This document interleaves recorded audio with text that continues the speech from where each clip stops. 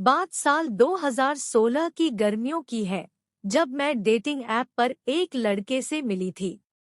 उसे देखते ही मेरा ध्यान उस पर चला गया था।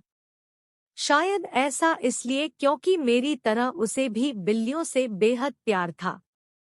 दरअसल उसने अपनी टाइमलाइन पर अपने विलायती बिल्ली के साथ कुछ प्यार भरी तस्वीरें पोस्ट की थी, जिन्हें देखते ही मेरा उससे बात करने का मन कर गया। इसका एक कारण यह भी है कि मैं भी एक कैट लवर हूँ और मैं एक ऐसे शख्स को पाकर खुश थी जो उन्हें मेरे जितना ही प्यार करता था। यही एक वजह भी है कि फ्रेंड रिक्वेस्ट के साथ ही हमारी एक दूसरे के साथ बातें शुरू हो गई। पहले ही दिन से हम दोनों के बीच अच्छी बनने लगी। हम दोनों ज्यादातर इस बात चर्चा करते थे कि हमारी बिल्लियों का दिनचर्या कैसा है। यही नहीं, इस दौरान हम पालतू जानवरों के लिए आयोजित कार्यक्रमों में भी गए थे। एक दो हफ्ते बात करने के बाद हमने अपने बिल्लियों के साथ एक पेट पार्क में मिलने का फैसला किया। मैं उससे मिलने के लिए काफी उत्साहित थी। जब हम मिले तो मैंने देखा कि वह देखने में काफी ज्यादा सुंदर था। सच कहूं तो मुझे उससे पहली ही नजर में प्यार हो गया था। इस एक मुलाकात के बाद हम दोनों के बीच मिलने का सिलसिला शुरू हो गया। हम दोनों में बहुत सी समानताएं थी। हम दोनों एक दूसरे कंपनी पसंद करते थे। मुझे भी वो बहुत पसंद था। उसे भी मैं अच्छी लगने लगी थी। यही एक वजह भी है कि हम दोनों की बातचीत के हफ्ते जल्द महीनों में बदल गए। हम दोनों एक दूसरे के साथ बार बार डेट्स पर गए। इतना ही नहीं, इस दौरान हमने एक दूसरे को किस भी किया। मैं उसके बारे में अपने घर पर बताना चाहती थी। ऐसा इसलिए क्योंकि उसके पास अच्छी नौकरी थी। मैं भी अपनी नौकरी से खुश थी। हम दोनों के बीच सब कुछ अच्छा चल ही रहा था, लेकिन नवंबर 2017 में मुझे एक ऐसा झटका लगा जिससे मेरी दुनिया चकनाचूर हो गई।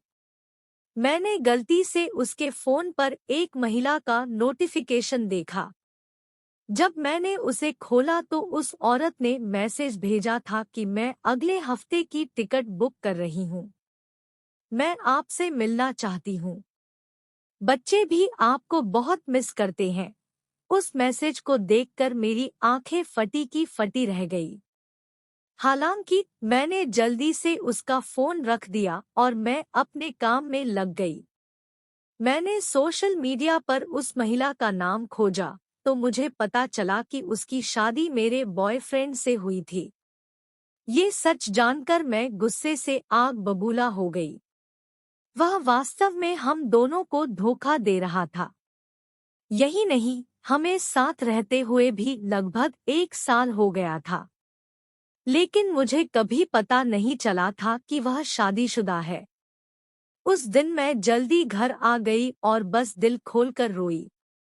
मुझे इस बात से नफरत थी कि मैंने पूरे 1 साल के लिए खुद को एक धोखेबाज आदमी के हवाले कर दिया था। मुझे समझ नहीं आ रहा था कि मुझे क्या करना चाहिए। मैंने कुछ दिनों तक इंतजार किया कि वह मुझसे क्या कहने वाला है। हालांकि हर बार की तरह झूठ बोलते हुए उसने मुझसे कहा कि उसे अगले हफ्ते अपने गांव में अपने माता-पिता के घर उनसे मिलने जाना है। मैं चुप रही जबकि मुझे पता था कि यह उसकी पत्नी और बच्चे हैं जिनसे वह मिलने जा रहा है। हालांकि सब कुछ जानने के बाद मैंने उसका झूठ सबके सामने लाने का फैसला किया। इस दौरान उसके चेहरे पर जो सदमा था उसे भुलाया नहीं जा सकता। वह दोषी लग रहा था और उसकी पत्नी भी यह सब जानकर काफी ज्यादा सैड थी। मैं अपनी आंखों में आंसू लेकर वहां से वापस आ गई। ऐसा इसलिए क्योंकि मेरा सम्मान और गरिमा उसके साथ होने पर खो गया था। मैं अपने आप को कोस रही थी कि मैं कैसे हैं इन सब चीजों में फंस गए। फिर मैंने अपनी जिंदगी में आगे बढ़ाने का फैसला किया। दोस्तों, कैसी लगी यह कहानी हमें कमेंट सेक्शन जरूर बताएं और साथ ही अगर आपको हमारी वीडियो अच्छी लगती है तो वीडियो को लाइक करें और चैनल सब्सक्राइब जरूर करें।